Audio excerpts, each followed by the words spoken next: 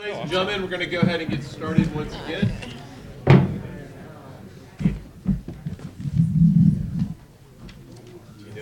need to grab him to make sure? No, he's totally in line. He's ready to go. He and I have a system. We have a system set up already. I'm impressed. Well, he's impressive. Yeah, Andy's a great guy. It's good to have. Could be surrounded by people like that. International law. All right, folks, we've officially entered the home stretch. I'm happy to say that we've consolidated the final two sessions that we're going to take on two different aspects of international law as they relate to cyber. Now we're just one combined session. We've added, you were expecting to see Eric, Derek, and Sean, but we've added Elaine and Dakota as well. And I think our sequence will be to start with Eric, Derek, and Sean, and come to Dakota and Elaine. And hopefully a lively conversation will engage you and bring you into the conversation as well. So Eric, why don't we start with you? All right, so my topic was cyber and international law. And for me, that naturally, I perceive that naturally in two separate ways. Number one is, well, let me first start off by saying I teach a cyber law course now. And I teach the course, 1/3 of it is me teaching international law, and 2/3 of it is one of my colleagues, Cheryl Preston, teaching domestic law. We have a pretty small student body, pretty small faculty. Not sure that we could afford to have me teach a whole class on cyber law every semester or even every year, but that's how we do it now. But I clearly have thought about how I would approach cyber issues. I do a lot with cyber issues in terms of my own personal research and writing. So it's a pretty big deal to me, and I try and incorporate it very much into everything that I teach. So that's why, as a public international law professor, I do a lot with cyber law. So again, it presents itself to me in two separate ways. The first is, what do I do in my public international law class to incorporate cyber incidents, cyber principles, etc.? And so that's what I want to do first, is kind of walk through how, if I was teaching only private international law, how I might use cyber themes and cyber principles to help illustrate my public international law concepts. And then the second is, I will just throw out kind of more generally how I would teach, how I think I would teach a an international cyber law course. Now, Kristen is doing that now, so I'm going to try and channel her, or even more appropriately have her speak up as we go through this and have her volunteer what she's doing. But those are kind of the two approaches I want to take briefly. So let me start with some kind of philosophy for me, and I think this lends itself particularly to cyber issues. The first is, I think we heard Jen earlier say how she uses news in her class. I start all my classes with what's in the news, this is particularly relevant with cyber, of course, because it's hard to open the Washington Post or the New York Times and not have a cyber issue there. And you can almost always, I think, turn it into whatever the topic for the day is. So I will often take maybe 2 or 3 minutes, 5 minutes, and sometimes 10, depending if the topics are really good, on what's in the news, and that's often a cyber issue for me. The second thing I talked about in response to Harvey's point in the earlier panel, and that is scenarios. I think that as a teaching methodology for me, scenarios drive much of how I conduct my class. And I think, again, cyber topics lend themselves very easily to those, because we're reading about scenarios all the time. It's easy to take those scenarios into class. There's always cyber incidents. It's easy to take those into class and use them as the tools to teach. And then the third is video clips. I happen to be a visual learner. It's much easier for me to learn by watching something, and that's something not being a professor sitting in a chair looking, talking at me. So I tend to incorporate lots of visual learning aids in my class. And what I will do in just a few minutes is I will illustrate some of, maybe all three of these, how I would apply them to a specific point in class, which what that means is you're going to get at least one exciting video clip. So if you don't like this panel for anything else, you'll have one really cool video clip that you'll enjoy. So let me start with PIL now and talk more substantively. When I teach PIL and then bring cyber stuff in, here are some examples of how I do it. And these, of course, are just a smattering of the examples. But for example, the way I approach public international law is the first 4 weeks I talk about sources of law. And there's lots of things you can do with cyber things to help illustrate that. When I talk treaties, I bring in the European Cybercrime Convention and talk about how that's constructed, how it was made, the nature of a multilateral treaty and what the obligations are and how those obligations interact between multilateral partners and how you might be able to use reservations, understandings, and declarations in that. So it provides a very nice platform for illustrating that. When I talk about customary international law, I bring in the Talon Manual. I'm sure all of you who do cyber have heard of the Talon Manual. I bring in the Talon Manual. For me, it's a very good example of an attempt by academics and practitioners to come up with rules that are clearly not the law. And the people who work on the Talon Manual, Sean and I both have been involved in that, so has Derek. We never intended it to be considered international law. We intended it really to be the writings of publicists. Well, how does that fit in Article 38 of the ICJ statute? How do you apply that? It's a really good way to illustrate, I think, the role of customary international law, who generates it, what should be persuasive, and how. So that's the first 4 weeks with just some basic ideas. The next 4 weeks I talk about actors. And again, there's lots of things in the cyber realm that you can tie into that. For example, when you talk about intergovernmental organizations, the United Nations GGE, the Group of Government Experts, and how they're taking on cyber issues and how they are wrestling with them and applying them is a great way to illustrate how an intergovernmental organization works. When you talk about corporations, again, cyber presents a lot of interesting ways to illustrate the role of corporations under international law. The discussion we had this morning about hacking back, that's clearly an international issue because you're now going to get into sovereignty and jurisdiction and all those issues that are deeply embedded in international law. And how corporations face that is another way to do that, to teach that in a public international law class. The last 5 weeks of the course, I talk about specific areas of public international law. So first 4 weeks on sources, the next 4 weeks on actors, the last 5 on specific areas of the law. And I cover things like human rights and jus ad bellum and jus in bello. And so what I want to do is kind of give you an example of how I might use some of those teaching methodologies I brought up earlier, the news and video clips, et cetera, in respect to one of those topics, and that would be jus ad bellum. So in the jus ad bellum class, if I was teaching it next week, I would probably start off with the recent news clips of the cyber incidents in the Ukraine, where they took over first of all, the power plants, leading to some deaths and certainly 80,000 people, at least some estimates, having no power. The claim is that those things came from servers in Russia. And it gives you a great opportunity to talk about jus ad bellum. So how does this fit into the UN paradigm? Is this a use of force? Is it, what are we doing here? How do we equate that? And then there was a similar secondary attack on the air traffic control of a public Ukraine airport. So now it's a government institution. That provides an excellent platform, I think, to discuss those issues in the international law paradigm of use of force.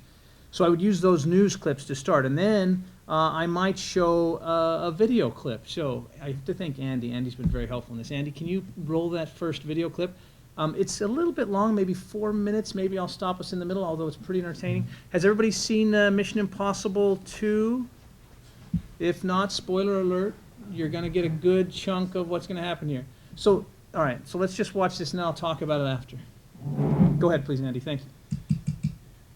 All right, so not only is it entertaining, not only does it break up class if you time it well, but it also raises some really excellent points, right? I mean, you can talk about whether that is a use of force. You saw him take the pistol and put it in his, so he's got a gun. Is he a government actor? I mean, there's lots of ways you can talk about this for the use of force.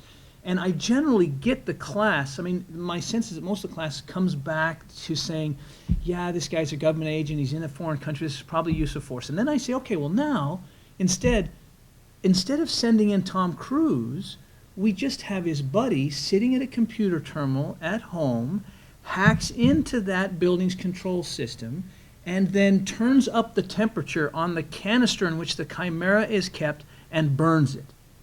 Is that a use of force? And boy, that just sends them spinning, right? I mean, they're not sure how to deal with that question. They don't know, well, boy, there wasn't an invasion, but there was an electronic invasion, and it seems like, boy, there's some kind of sovereignty issue. Shouldn't there be a sovereignty issue? But no one actually crossed the border, and no one had a gun. And so this is a really great way to take a a clip that is entertaining, but that teaches a really good point, and then twist it a little bit and bring in a cyber issue that really highlights some of the difficult issues that we are dealing with in cyber law, international cyber law, right now. I've got another quick clip that I'll just show the very short first part of it. Andy, do you mind putting on the second one? This is a clip that I pulled off YouTube. This is about Stuxnet, which of course we all know what Stuxnet is. All right, so you know, we might have some factual problems with what it actually reports, but the point is still good, right? It still highlights a very good point. So you can use this to get to the whole issue of armed attack. What is an armed attack? The Talon manual, the majority of experts in the Talon manual decided that they thought this was an armed attack. I can pull that out. I mean, we can talk about armed attack.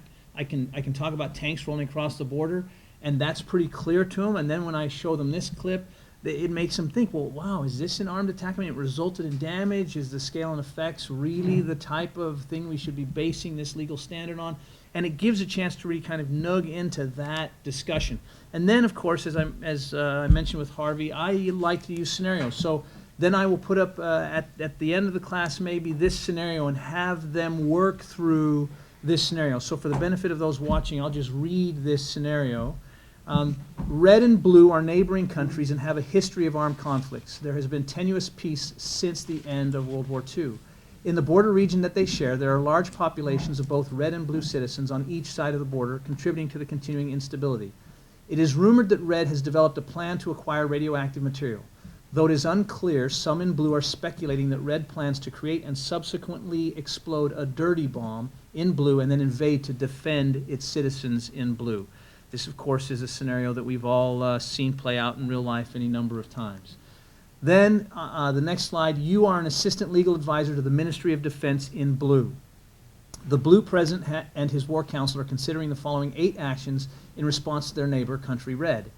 Your task is to issue a legal opinion as to what each action's status would be under the use of force doctrines of international law, both customary and conventional. So I get them thinking about a scenario, I put them in a role, and then I've got 8 options, but the first one is this one, which is conduct a computer network operation on the target nation's financial markets as a preventive measure to turn the focus of red to other issues than an attack on blue. So they have to work through now this idea of, can I respond to what I perceive is at least a threat of the use of force, a potential armed attack, with this kind of a cyber response against a civilian infrastructure. And you know, there are others, you know, there are lots of non-cyber ones that I put in there as well. But so that's, you want to pass that down to Sean? That's at least one methodology, I think, of presenting a use ad bellum class laced with lots of cyber things in a number of different methods or teaching methods, pedagogies that I think can really grab a student's attention, help illustrate the points you're trying to get across, and involve cyber as well. So having said all that, let me now just quickly go to how I would teach a course in cyber international law. And I'm not going to give you much illustration. I'm going to walk you through what I might do. Let me first say that I would approach it from the, so that's public international law. Now I'm focusing on a course in cyber international law. This is a course that would be focused on what's the international law of cyber stuff. So I would, as a text, I would use probably a year from now, I would use the text of Talon 2.0, which should be published and released a year from now, because I think that text will be perfect for how I would approach the course. Right now, I would use Talon 1.0, the first maybe 50 or 60 pages on the stuff under the use of force threshold, and then pull out some of the stuff for the use ad bellum and use in bello. That's what I would use as a text. I don't know that I've seen anything out there that I like much better, although Kristen's put together some stuff that I think would work very well, and maybe if I ever do teach this, I'll call her up and say, send me your stuff, and I'll use it, because I think she's got a good set of stuff and a way to present it. I would start off the first week, and this is how I started off the course that I'm teaching now. We brought in a computer guru to talk to the students about computer stuff, explaining how the internet is structured, explaining how it works, explaining how TCP/IP works, explaining some stuff that I think is important for them to know with respect to the legal principles that we're going to teach later. I can't give them the Paul Ohm semester-long class, unfortunately. I have to do it in a week. But I think I've got to get them at least enough so that they understand the principles I'm talking about later. Then I would spend the next 6 weeks talking about some of the basic principles of international law and how they apply to cyber. I would talk about sovereignty, I would talk about jurisdiction, I would talk about non-intervention, state responsibility, due diligence, human rights. I think those 6 topics, I could take a week on each, and I think they would really underline many of the difficulties that we face in cyber incidents now. I would take the 2 weeks after that, I would talk maybe transnational crime and then cyber espionage, because now I'm moving past the normal principles of international law to trying to get to that threshold of what is and is not a use of force. I would take those 2 topics that aren't a use of force and talk about why they're not and how we treat them. It gives me a chance to introduce non-state actors and their impact on all of this. Then I would spend the next 2 weeks talking jus ad bellum. I would approach it in much the same way that you saw me approach it as part of my public international law class. Then I would spend the last 2 weeks talking about jus in bello, which I won't talk about because both Derek and Sean are here as experts in that area. But that's how I think I would approach an international cyber law course. So that's it for me. I'm anxious for your questions. Derek.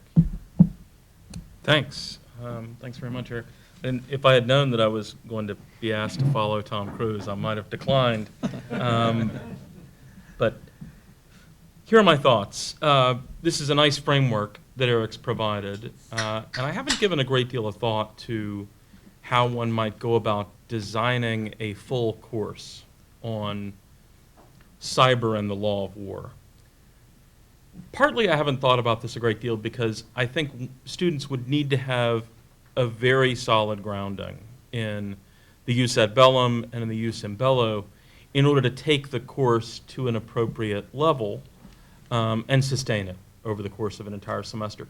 The course would, in my estimation, and I may well be wrong about this, but I think the course would become a course that was 80% or more introduction to jus ad bellum, jus in bello, with an overlay of here are the complications in the cyber context. The way that I have taught cyber is really 2 kinds of approaches in law of war classes. One, I've taught cyber modules in a law of war class. So I've taught a cyber module in a course on the use of force or jus ad bellum rules. And I've taught a cyber module in an international humanitarian law or law of armed conflict class. A class on the jus in bello, rules regulating the conduct of warfare. In other words, the majority of the class is a survey of the core features of these legal regimes, and then in a special topics portion of the class, or a conceptual challenges portion of the class, in which a couple of topics would be raised, I would have a class or 2 dealing with cyber implications. What makes that quite easy to do is that the balance of the class has established the foundation for talking about these topics in a very focused way. The other way in which I've taught cyber issues in law of war classes is to integrate cyber materials into the core presentation of the fundamentals of the law of war. I think this has become fairly standard in the teaching of international humanitarian law, use of force. Some of the most interesting problem sets, case studies in the use of force, and the definition of attack, the definition of armed conflict, have to do with cyber scenarios. And as a consequence, that's also quite an easy way to incorporate cyber. And I suspect that for those of you who teach in the law of war, you are already incorporating cyber materials to that extent into your courses. What I would like to talk about is a slightly different kind of situation.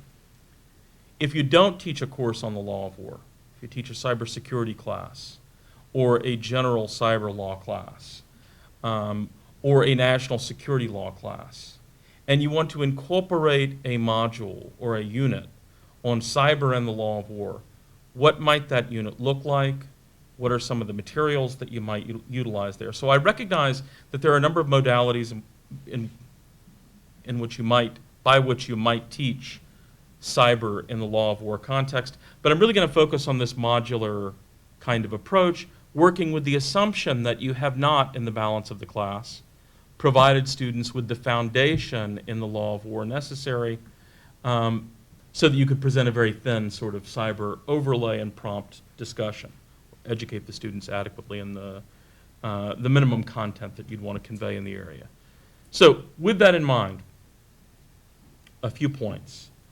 First is I want to highlight some accessible introductions to the technical side of the issue that I have found to be accessible. It's really tricky here to provide students in a modular presentation of the material with an adequate understanding, admittedly it'd be a terrifically simplified understanding of the cyber domain and the kinds of issues that give rise to special problems and the law of war, but there are some terrifically useful materials available. So for example, just to mention a couple that I have found useful, Paul Rosenzweig's chapter in the new edition of John Norton Moore's National Security Law textbook includes within it a terrific introduction to the cyber domain. Brief, digestible, an accessible introduction to the notion of malware, botnets, hacking back, distributed denial of service attacks, the basic features of the cyber domain that give rise to specific kinds of strategic problems, and more importantly for our purposes, specific kinds of problems in the application of certain aspects of the law of war. The chapter's title is Law and Warfare in the Cyber Domain. I think, if I recall correctly, it's chapter 16 of the Moore text. In addition, I would recommend that you utilize one of any number of CRS reports on cyber warfare. One that I've found particularly useful is the CRS report entitled Cyber Operations and DoD Policy and Plans from most recent edition is from 2015. There is, much like in the Rosenzweig chapter, a terrific introduction to the technical side, not terrifically heavy-handed, quite simple, but if you were interested in providing your students with some bit of an introduction to the issue, I would recommend those two items. Now, what are the most essential topics in a module on cyber and the law of war if you only have, say, 1 to 3 classes to address the matter? By my lights, there are, at the highest level of generality, 3 important kinds of questions. The first question, and it's the question that is far and away the most significant question, is when is it that cyber operations trigger the application of any aspect of the law of war? There are use ad bellum aspects of this question. There are use in bello aspects of this question. In what circumstances are cyber operations a use of force within the meaning of the UN Charter? In what circumstances are cyber operations an armed attack within the meaning of the self-defense provision of the UN Charter? In what circumstances might cyber hostilities properly be characterized as an armed conflict, triggering the application of international humanitarian law or the law of armed conflict? What kinds of cyber operations constitute an attack in the context of the principle of discrimination in the law of armed conflict? After all, the most general, most central principle there being that no attack may be directed against civilians or civilian objects. The question, of course, there being, what is an attack? So this idea of when cyber operations trigger the application of the law of war in any respect is far and away, by my lights, the most important question to address in a module, in a larger course about cyber issues that does not otherwise address law of war questions. But notice 3 discrete kinds of issues arising there. Use ad bellum issues about the definition of the use of force, conflict classification and armed conflict considerations as to whether the law of armed conflict applies at all, and then the most retail level question of whether a particular cyber operation amounts to an attack that is going to be subject to the principle of discrimination and perhaps some other aspects of the targeting rules in the law of armed conflict. What kinds of sources do I utilize, do I recommend that you utilize? I try to give students a taste of a broad range of sources, and I heavily edit these sources, but I want to give them a sense of sort of a layered presentation of the material. Try to do this in all my classes, but I think it's a particularly useful kind of approach in the cyber context. So, first and most obviously, provide students with the text of some of the legal instruments that are central, the text of the relevant provisions of the UN Charter, Article 2.4, Article 2.7 perhaps, Article 51, perhaps the entirety of Chapter 7 defining the scope and content of the security powers, the Security Council's powers in preserving international peace and security, specific provisions of the treaty. In addition, specific provisions of the Geneva Conventions, Common Article 2 defining international armed conflicts, Common Article 3 defining non-international armed conflicts, or to be more specific, armed conflicts not of an international character. Additional Protocol 1, Article 1, Additional Protocol 2, Article 1, specific treaty provisions. And in fact, you can provide students with the full text of all of the relevant provisions, say, of the Geneva Conventions regarding the triggering of international humanitarian law on 2 pages. Quite simply, 2 pages to peruse the relevant provisions. I also recommend that my students consult the ICRC commentaries to the relevant provisions of the Geneva Conventions. These materials are available online. It's a terrifically useful IHL treaty database that's provided on the ICRC website. Were I teaching it as a module, I would recommend that they consult those materials. When I teach international humanitarian law as a course, I require that they consult those materials. But the upshot here is the treaty text itself is somewhat useful, but some of the terms of art used in the treaty text are going to be lost on the students if they don't have at least some introduction to what the treaty partners had in mind. So the concept of armed conflict, how does it differ from the more antiquated notion of war? What are the relevant considerations that go into whether an armed conflict exists? What's the distinction between an international armed conflict and a non-international armed conflict? You will have a lot to chew on, and the students will in fact acquire, in my view, a basic understanding of the framework simply by providing them the 2 pages that excerpt the relevant provisions of the Geneva Conventions, and recommend that they do spot reading in the commentaries on these provisions of the Geneva Conventions, the ICRC commentaries. In addition to the legal instruments, I also like to provide students with some sense of how intergovernmental organizations have interpreted the provisions, or international organizations have interpreted the provisions.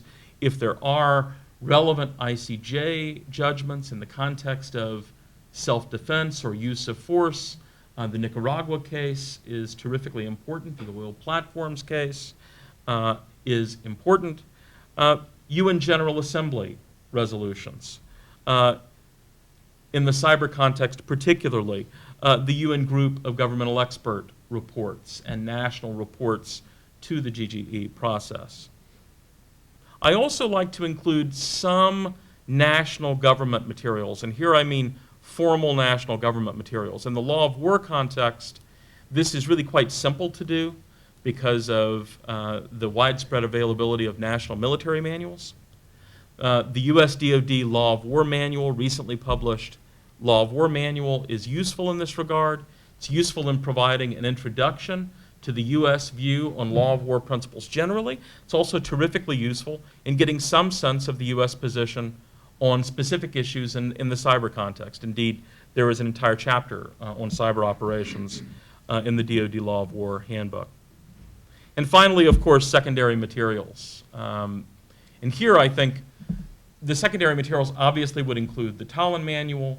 Tallinn 1.0 is going to be most relevant in this context. In addition to the Tallinn Manual, the literature here is fairly extensive. Mr. Jensen, Mr. Watts, people whose work you ought to read. If you read their bodies of work on this topic, you'd be really quite well educated on the subject. The writings of Mike Schmidt, terrifically useful in expounding various aspects of the application of the law of war in the cyber context. The second kind of question, at the broadest level of generality, that I think is important, and one that I think you can cover a little more in a little more summary form, is what rules apply in virtue of activating the law of war. As to say, what are the special kinds of legal regimes that are activated here? The self-defense regime in the UN Charter, the possibility of Security Council action is something that can be conveyed here.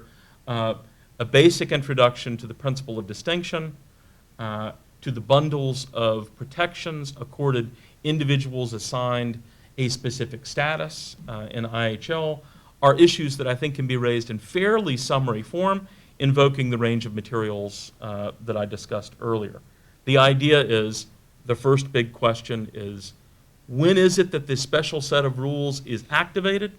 That's all about defining when it is that cyber involves an attack or use of force in one way or another. Second big question is, what are the special rules that come into play when that set of protections is activated?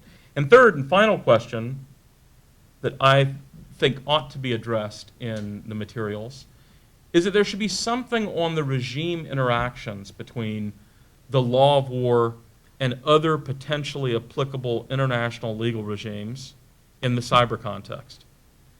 If a situation is properly characterized as an armed conflict, does that mean that cybercrime conventions become irrelevant?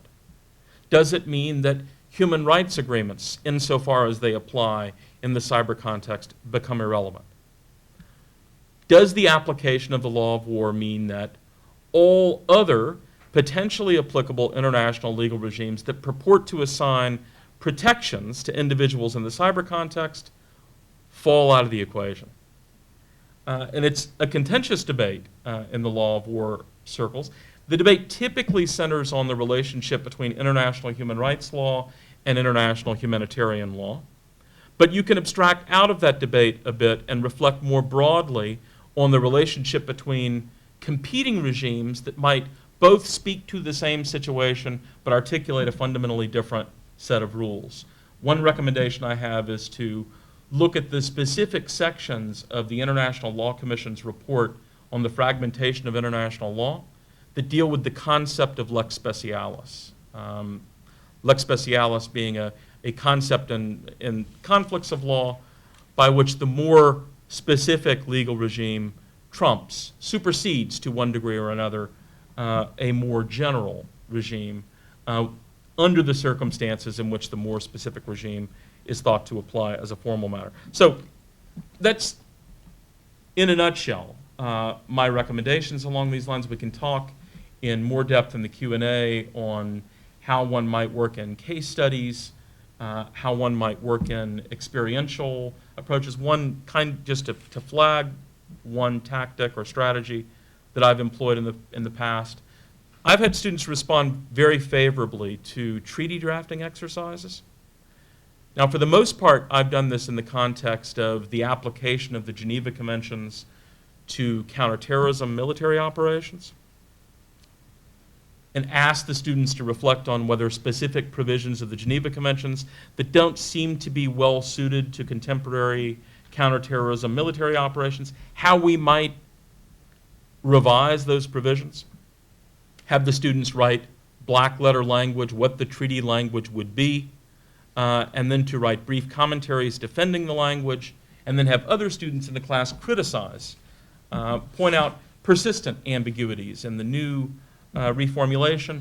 I think that kind of exercise would work quite nicely in the cyber context. Of course, if you assign them the Talon manual, they might be tempted to sort of crib a bit too much from the black letter rules articulated in the Talon manual. But if you don't assign the Talon manual, this could be a terrific way to prompt the students to think in a focused way about how the rules might be modified to better fit this new context. Thanks. Sean? it's nice to join you all, and thanks to Bobby and the Strauss Center for inviting me here.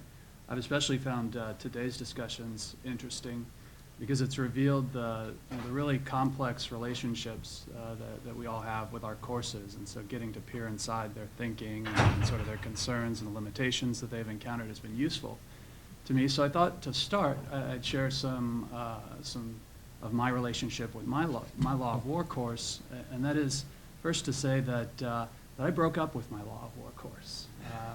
And the truth is, I've been seeing other courses a lot lately. The reasons behind that are complicated. I still want us to be friends, but there are, for a lot of reasons, I've kind of moved on in my teaching. But I liked Bobby's invitation, both as a chance to reconsider it. Could we get back together? I don't know. I got some texts last night from the Law of War course. It was clearly the Law of War course was not in a good place. This layering of cyber into it might be my chance. Is this what gets us back together, I guess?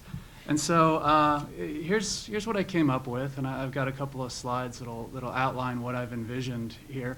Part of it is I think most law professors all have an evil plan to take over their law school, and part of my evil plan is to include a new sub-curriculum in the first year. I'd love to see a sub-curriculum, probably the second semester of the first year, where we dedicate ourselves to interpretive method and principles of interpretation.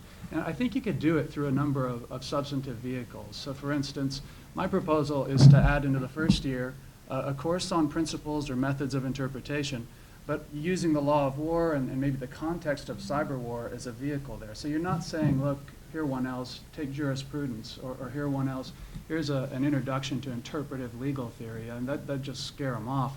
I think you can dress it up and give it some curb appeal if you use various substantive areas of the law to pitch it to them. And so, you could have a course on the tax code. You could have a course on Section 1983. For the students we don't like, we'd make them take the ERISA one, right?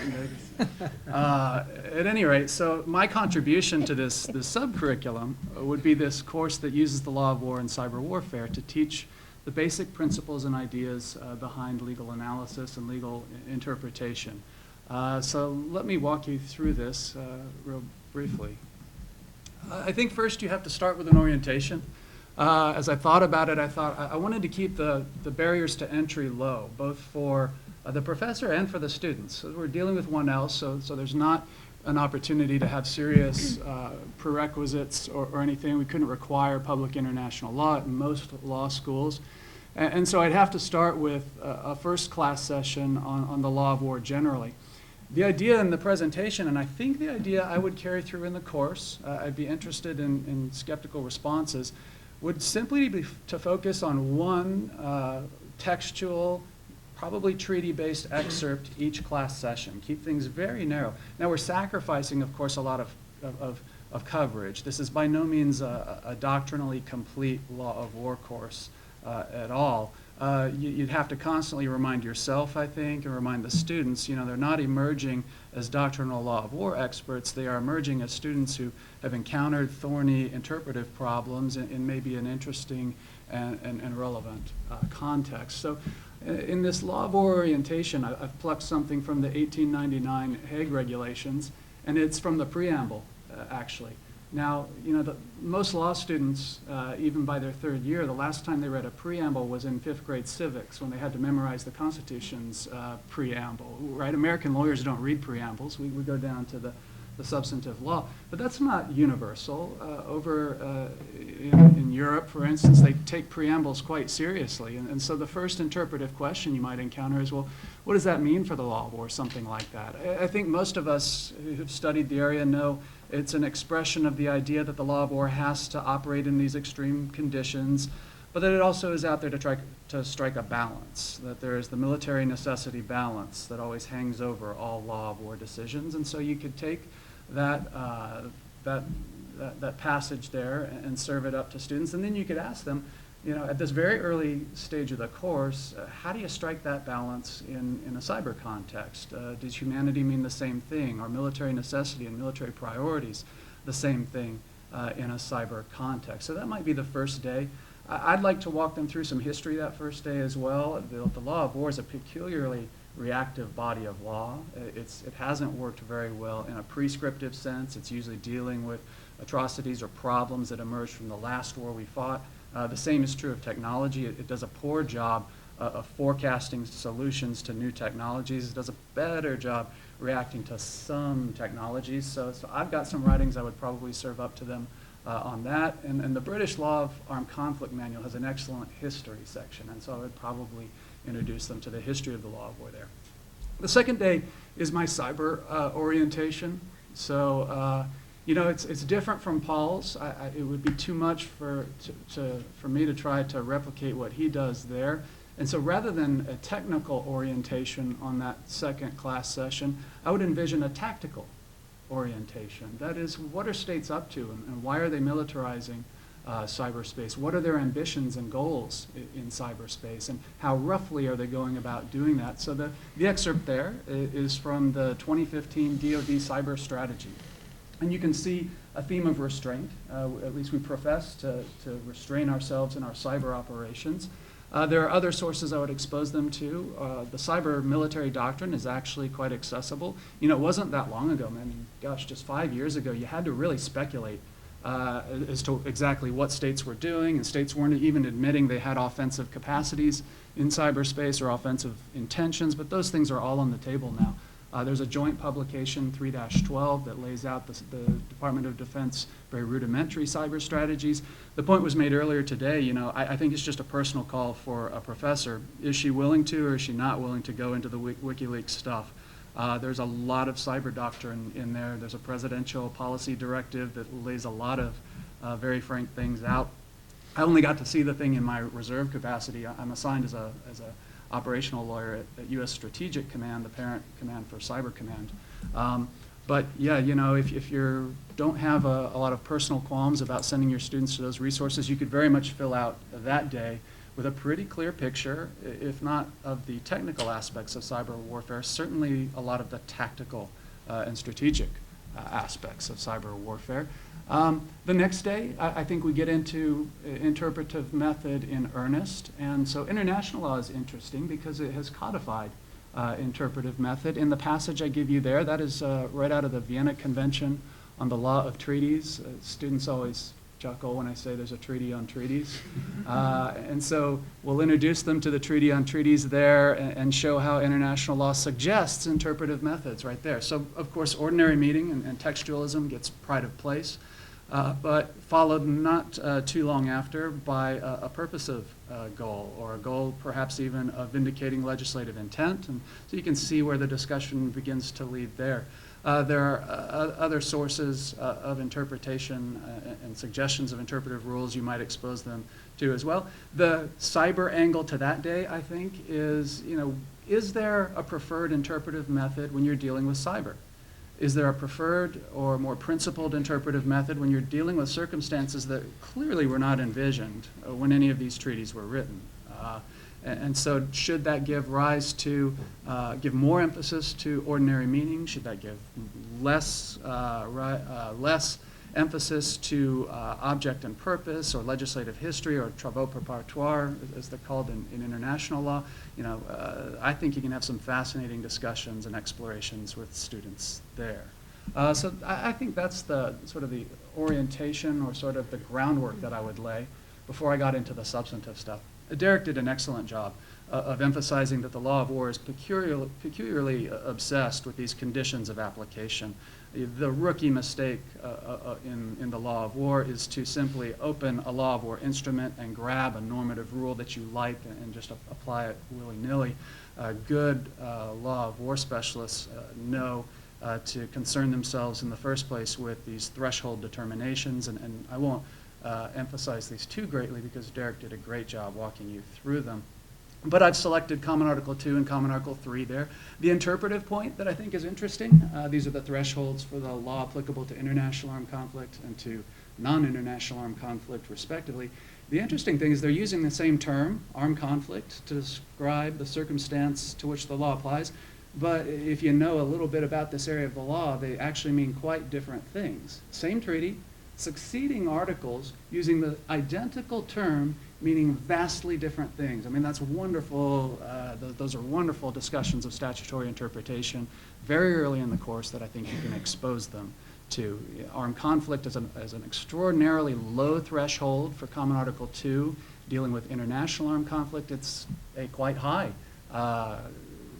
threshold when we're talking about non-international armed conflicts. It includes requirements of intensity. We look at the organization of the parties, and there are all sorts of interesting cyber scenarios you can throw at them involving non-state actors and the degree to which they're organized or not organized. One of the discussions we had at the Tallinn manual proceedings was, could you have a virtual organized armed group? Could you have a group that manages to satisfy the organization component of a non-international armed conflict who have actually never met one another?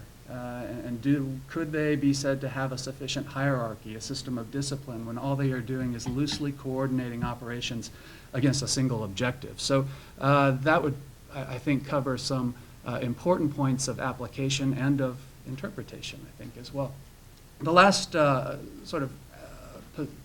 condition of application, I think, there is this threshold of attack. Again, Derek covered this very well. It is, I think, the less well understood and acknowledged application threshold of the law of war. You know, we're all pretty well trained now to think of the armed conflict threshold. Fewer of us are as careful, I think, as we should be, satisfying ourselves that we're really dealing with an incident that is an attack when we apply the principles of targeting or the rules specific to targeting operations. Cyber is an excellent opportunity to test the meaning of this term. It's an interesting passage I've given to you there. So this is from Article 49 of Additional Protocol 1, the 1977 updates, if you will, to the 1949 Geneva Conventions. And so you've got this term, attack, and if you were to just ask, well, what is the popular meaning, or what is the plain meaning, what is the dictionary meaning of this term? In doing a little research here for this, I tried to brush up a bit on interpretive theory. One of the books I read said that from the 1998 to 1999 term, the Supreme Court of the United States cited no less than 120 different dictionaries. So you could send the students off and provide them some dictionary definitions of attack. You could poll them on what they mean by attack. I think we could play back the proceedings of this conference here and see how the term attack was used and see that it is not probably used in the vast majority of cases dealing with cyber space in the way that the law of war intends it to be used.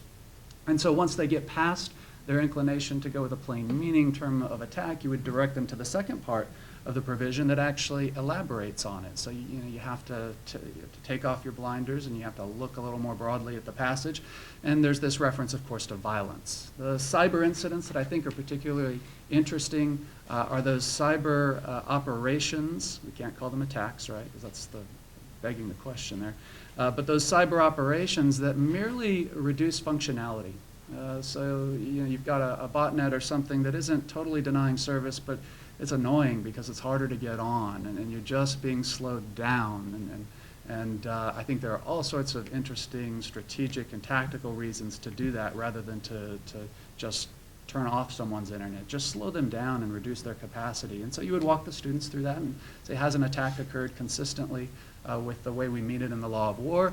I think the attack question that split the Tallinn group most drastically, and I think the one where, look, I lost more legal battles in Tallinn, Estonia than I have anywhere else, and I was a criminal defense lawyer. That's saying a lot, to lose a lot of legal battles. But one that I lost in Tallinn was the question of data. Does an operation that merely deletes or denies access to data rise to the level of attack? Can you say there was violence? The majority of the group couldn't conceive of data as an object, and therefore the destruction of data really didn't result in violence for the majority of them.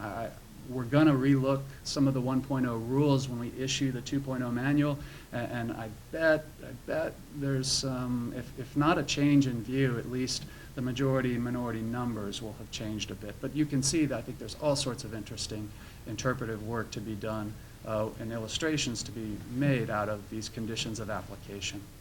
I'll close with just a few ideas that I came up with for the rules then. So just as Derek did, once you've introduced the students to the conditions of application, we might toss a few of the substantive legal problems that arise in cyberspace.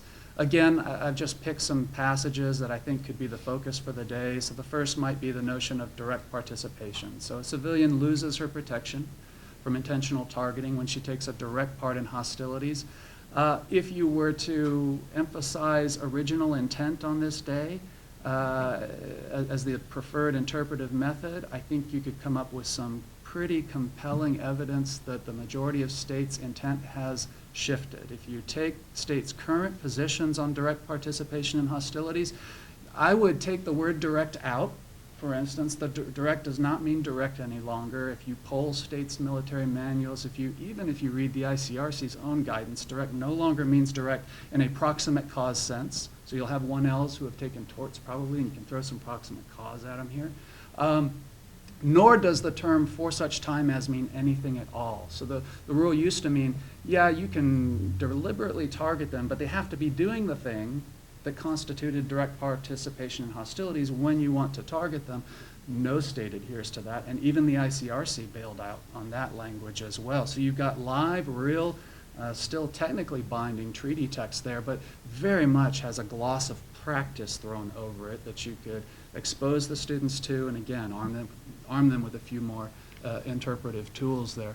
Well, one of my favorites is the middle one there. So I love thinking about combatant status in cyberspace. Should we really care who's taking part in hostilities in cyberspace? And moreover, if there have traditionally been these requirements, by the way, that's from, that is Article 43 of Additional Protocol 1. It's usually cited as the source of the rule for combatant immunity. Is that an exclusive statement? So there are certainly canons of statutory interpretation that would tell you to say that doesn't just mean members of the armed forces have the right to directly participate in hostilities. Only members do, because had the drafters intended for others to have a similar immunity or a similar right, they would have included them in the treaty. Well, that's probably not the case either in reality. So there are all sorts of interesting doctrine that suggests that states are maybe retreating from the notion that only your armed forces can carry out hostilities and have immunity for those acts. Lots of variants of opinion here. The German Ministry of Defense most recently wrote a really, I think, tightly reasoned opinion on this subject. The last, and just in time so we don't rob the question session, the last is the question of military objectives. So this is Article 52, subparagraph 2 of Additional Protocol 1 again, stating that military objectives are those which make an effective contribution to military action. The hot button military objectives question right now in law of war circles seems to be economic targeting. That is, enemy objects that don't contribute directly to hostilities, but rather are sources of financial or economic support for the regime. This is the discussion going on with some of the oil refineries that ISIS has taken over. There's a question, I think, about the parity between the law of non-international armed conflict and that of international armed conflict on that question. But you could easily, I think, come up with examples that go to the cyber context here. A cyber industry, think of Google, think of economic markets, and whether they satisfy the effective contribution to military action threshold that's discussed here. I'll close with just this. I think this is my last one. A few more targeting questions. I like the perfidy one, so I wrote an article on perfidy that absolutely no one has read. But I read it, and I think it's excellent. I recommend it to you. I imposed on him. I asked him to. But at any rate, perfidy is generally the prohibition on dishonorable methods of warfare. Now, through the 20th century, it's increasingly been codified as less of a principle, and I'd say more of a very specific rule, more in the nature almost of a criminal offense. It's got very specific elements that have to be satisfied. But the thing about cyber is so much of it feels in the nature of perfidy. If it can't meet the technical definition, which the part I've left out here is that not only does it have to betray confidence and invite confidence, it has to result in injury, death, or in the case of some parties, capture to a person. So you need these consequences that are awfully rare in the cyber context for it to actually apply. But boy, so much of cyberspace and what you have to do to be successful in cyberspace, the misrepresentations you have to make for phishing or spear phishing, I think bring to mind the prohibition of perfidy. And so again, there's a lot of interesting interpretive work you can do here. So again, you would have to concede at the beginning of the course or come to peace with the fact that you're probably leaving a lot doctrinally on the table. The major omission here, of course, are the respect and protect tradition of the law of war, those rules that go along with civilians that are in your hands, the rules that go along with prisoners of war. We covered them in Tallinn 1.0, but Derek and Eric might agree that was a strained fit, our stuff on prisoners of war. There's not a ton of cyber there. But again, so the purpose isn't to teach a doctrinally complete law of war course in this proposal. Rather, it's for it to be a vehicle to introduce students to some canons of statutory interpretation and some principles. So, thank you. Sean, I can't help but say that I got my best teaching on the law of war from you when I was a civilian at the JAG school, and hearing that you and law of war broke up made me feel like like my parents. So I'm excited you're thinking about it. You guys are going out on this date. This is I'm pretty happy about this. Right, I'll give him the rose. Dakota. Well, I'm Dakota Rudisill. I teach at the Ohio State Moritz College of Law, and I'm just delighted to join Bobby and Eric and my other colleagues here today to talk about the approach that I've been taking. So after having heard just fascinating and very valuable discussion about what to put on the syllabus and in-class exercises and how teaching about cyber law can serve some broader pedagogical objectives within the context of the curriculum, I want to talk about kind of a maximally labor-intensive approach from the standpoint of faculty, but one that really can yield just wonderful results in terms of student learning. So I teach I teach a national security survey course, and we have about a day or two, one or two class sessions on cyber, and within cyber we survey cyber. And as I alluded to before, I assign a limited number of legal authorities and secondary sources, and then I have about a page of additional readings, legal authorities, secondary, that the students can dive into. And those are there for them to dive into in what is the course's final exam, which is a 2-day intensive simulation where they step into the shoes of lawyers during a series of rolling national security crises. Part of my theory is that a great way to teach cyber law is to actually teach it in the context where most of the issues are not cyber and most of the participants in your teaching exercise are not lawyers. So in the national security simulation that we do, my law students, and usually I have about 20 in my class, they're in the position of lawyers within the 3 branches of government, and particularly in the executive branch and Congress, executive branch in the positions of general counsel, attorney general, right, the law jobs, right? And in the Congress, they are counsel advising senators, members of the House, committees. For the other roles, we have the other roles in government filled by people who have those backgrounds, who are drawn from the broader Ohio State community. So the policy people, the policymakers, these are public policy students, political science students, history students, usually at the graduate level.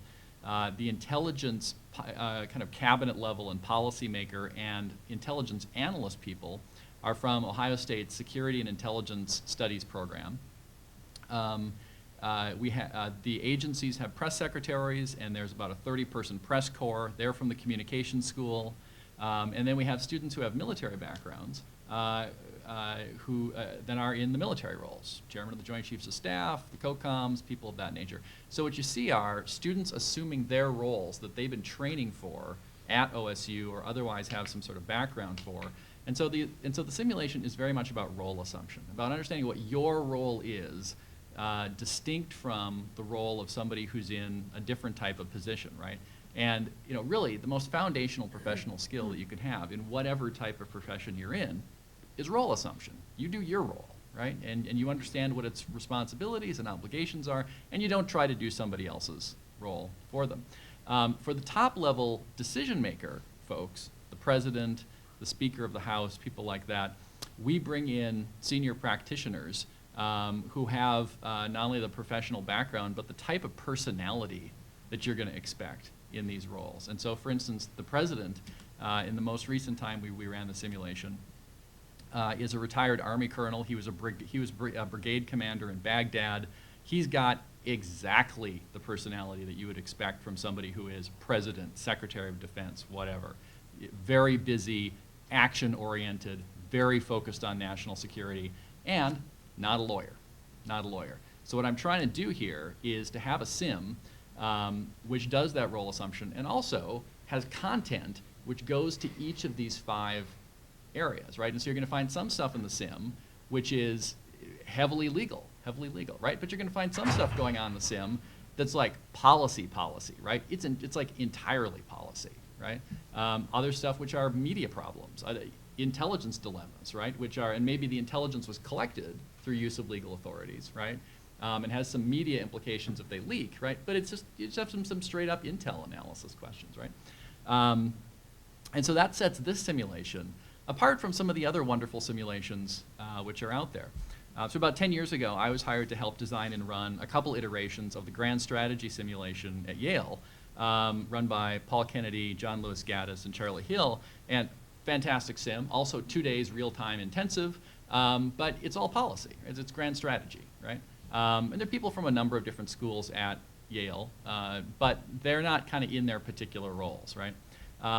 Georgetown Law also has a wonderful national security sim, and there are several of us here who have been involved with that, Jen and Jamie and Harvey and others, and just a wonderful sim. But it's overwhelmingly law. There's a lot of intel in the system. On the control side, you've got intel people and some others, but virtually all the players are law students or they're lawyers playing key roles. And so it's just, it's just kind of law, which is, again, great. But what I'm trying to do with this sim at Ohio State is to build the most realistic, holistic picture I can of government decision-making in the national security realm, and to have the lawyers then in their context and have to put their lawyer responsibilities and knowledge in a broader context. So they've got to make the law meaningful to people who are not lawyers at all and frankly don't want to have to spend any time on the law. They've got to get in their face and get their time. And from the cyber standpoint, right, put the cyber issues in context of all the other stuff that's going on. So we always have some cyber content in the simulations that we run, but we've also got stuff which is just straight up foreign relations, law enforcement. Again, I try to present kind of anything that's kind of national security related. Some element of that is kind of going on in the sim. So I actually think it's a really great way to teach, again, cyber law without most of it being cyber and without most of the people being lawyers, because in this way you're accomplishing some broader professional training that you're doing. And in the process of this, what I find is that the students figure out that that the world that they're going to go into, whatever that may be, right, is going to be one. So it's entirely possible they could go to the law firm and they're going to be surrounded by lawyers, right? But their clients are probably not going to be lawyers. And what most likely happens for lawyers is you go into some sort of context where a lot of the people that you're working with are not lawyers and don't necessarily share your legal values. And so this is training for them, and it's transferable training. And just to give you an example of that, I routinely get emails and letters, and my former students stop by and see me, and they tell me, having gone on and done a number of different things, that the simulation was terrifying and stressful, but the national security sim, where they were role-playing the general counsel of NSA, was the best training they had for doing local civil litigation in Ohio or Virginia or wherever they happen to be, right? It's just kind of the same thing. You just have something developed, you don't have a lot of time, you just got to figure out what are the issues, what's my role, advise a client who's not a lawyer, whatever it may be, right? Just a couple comments on the requirements for this. As I indicated, it's effort intensive to say the least. So you need to find kind of all these people, right? You just kind of need to build this broader village, and that takes time. And one of the wonderful things about an institution like Ohio State, which is just huge, and you've got all these communities as you can find them, but certainly at many other institutions one could do that as well. Second, you need a control team behind the scenes to manage and kind of run all this. And so on your control team, you need the expertise which goes with, so you need, cyber fact, cyber law, same thing with military, defense, homeland security, kind of everything you're doing, right? So you kind of need all the players, but then you need your control side, you need to assemble them.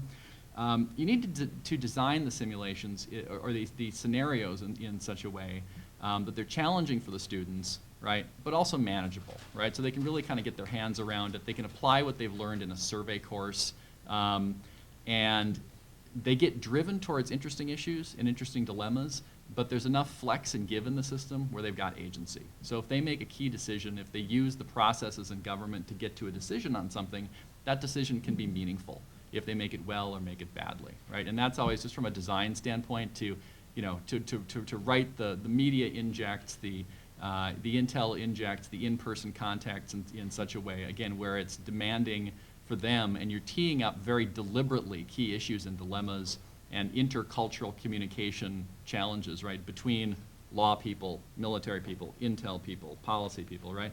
But also, again, that they've got agency, right, and they can direct and through their decisions how things come out.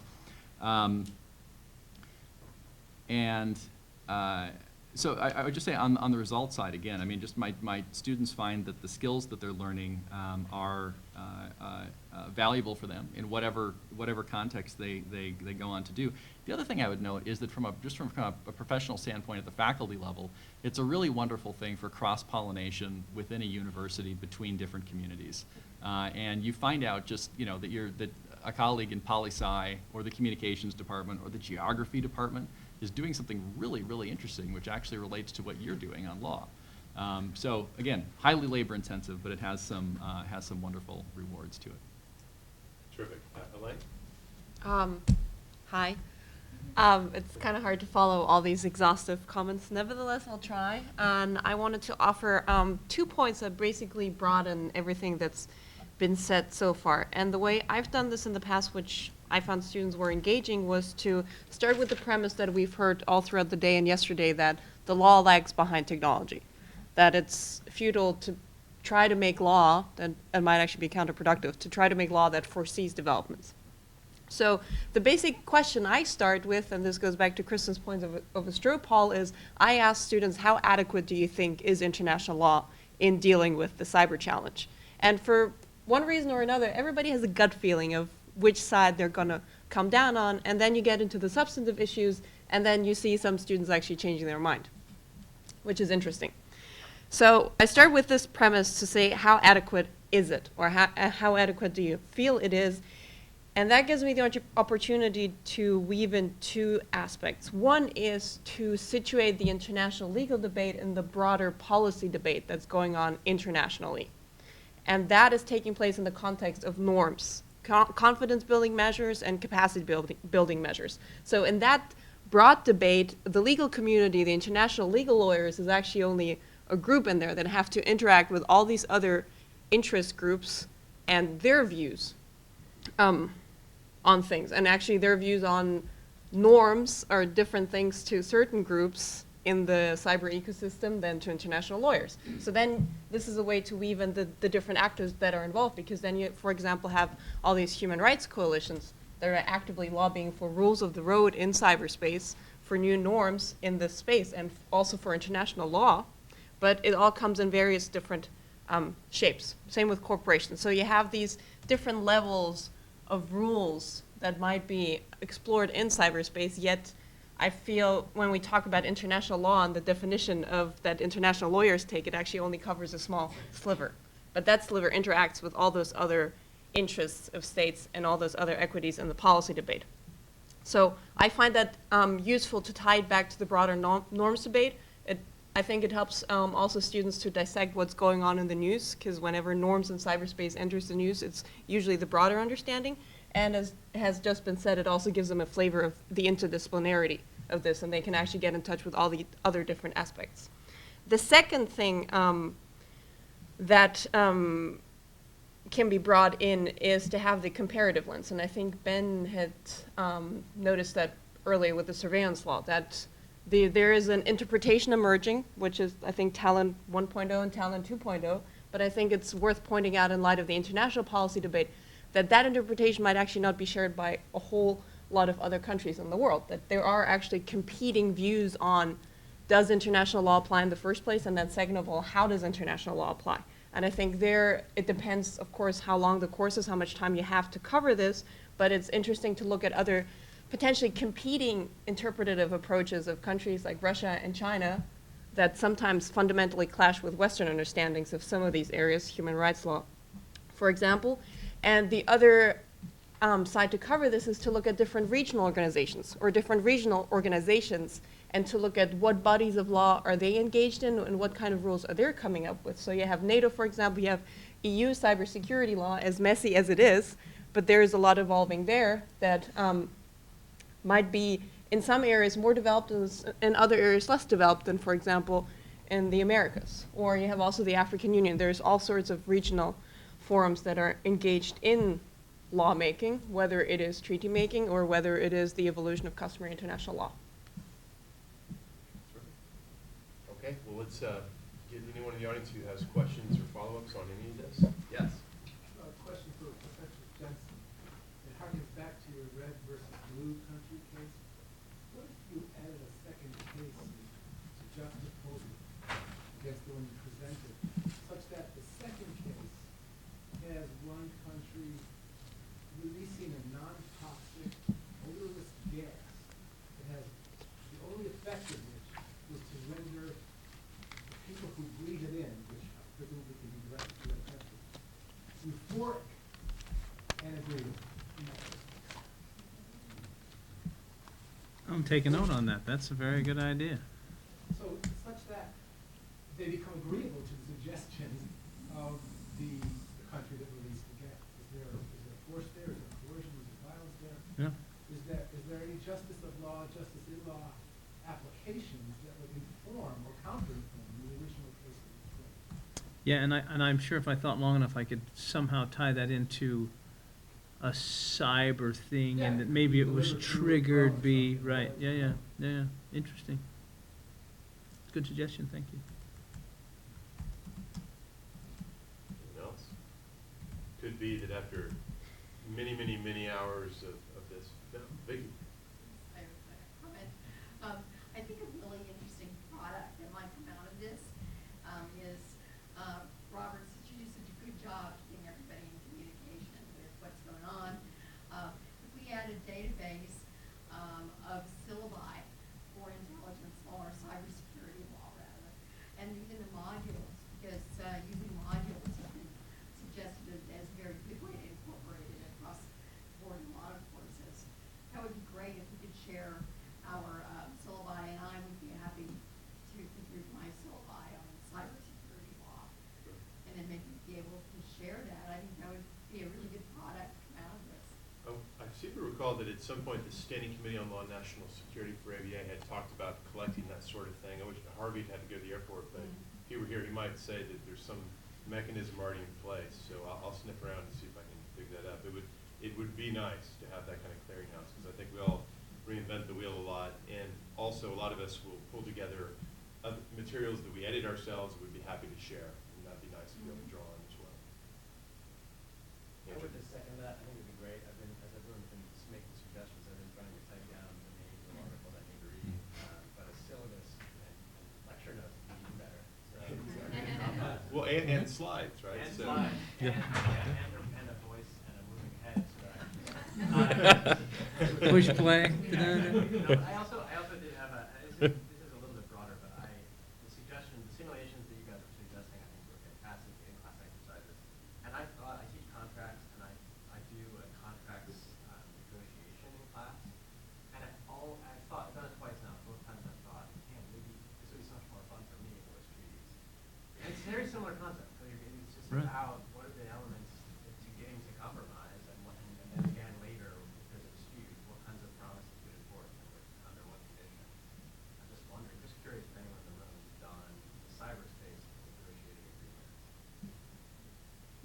You mean as a simulation? Yeah. Yeah, I do a treaty exercise like Derek was saying, yeah.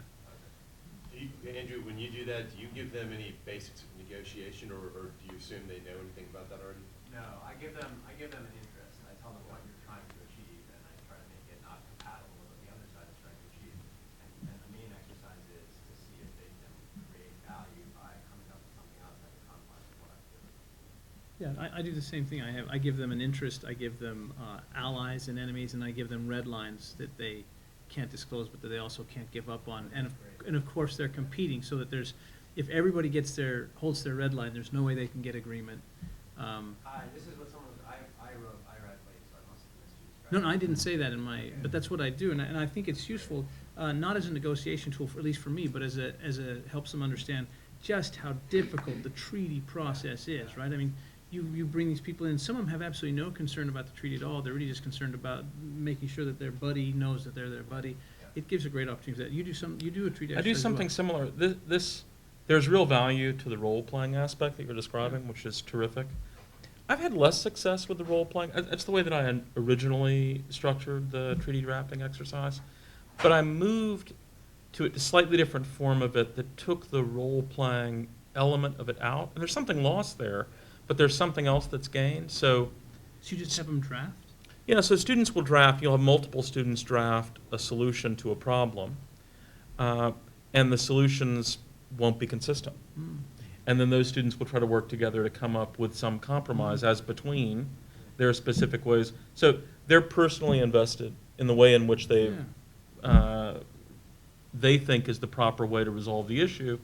It leads to more substantive debate and a little bit less of the, I don't know, there's an artificiality to the role-playing aspect of it that, given the scope of the treaty drafting exercise that I do, which isn't something that takes place over a number of weeks or anything along those lines, it's a fairly focused kind of exercise, I wanted to get more to the heart of debating various ways of thinking about the treaty and less on the role-playing side. But I must say, something is lost in not doing it, but there is an alternative, which is to have them stake out a position and then defend their position and try to come up with some reconciliation with someone with a different view. It doesn't even have to be legal, it seems to me. I mean, I thought that we were doing this cross-border data request reform project, I thought, even a press release, getting privacy groups and companies That's great, and yeah. academics to agree the text.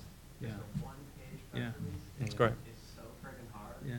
And if you get the right students to assume those roles, it might be interesting. Yeah. I wonder if any of you who do these types of treaty negotiations, it's common in simulations, and I bet, Dakota, your simulation involves injection of fresh issues, fresh information.